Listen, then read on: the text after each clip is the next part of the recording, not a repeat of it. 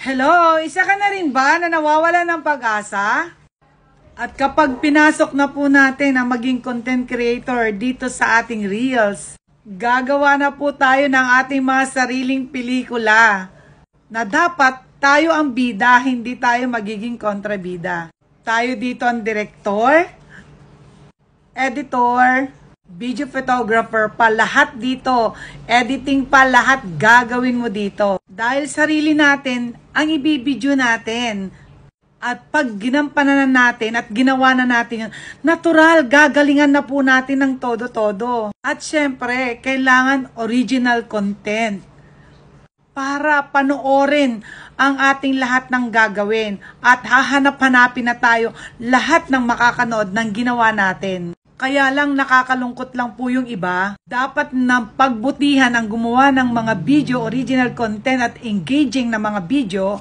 Ang ginagawa po nila mga madam ko ay pinagbubutihan paano po ang magpadami ng mga followers.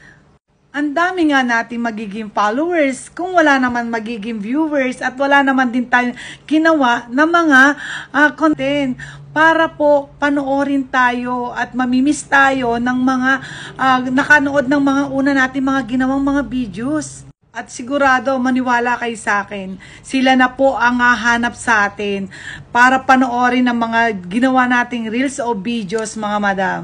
Kaya wag po tayo magpo-focus lang na ganun ang gagawin natin. Yung mag-follow to follow tayo mga madam. Mas maganda at alam nyo po ba na ang lalapit na po mismo na para po dumami yung mga followers natin, yung mismong nakanood at nagustuhan yung mga videos na ginawa natin.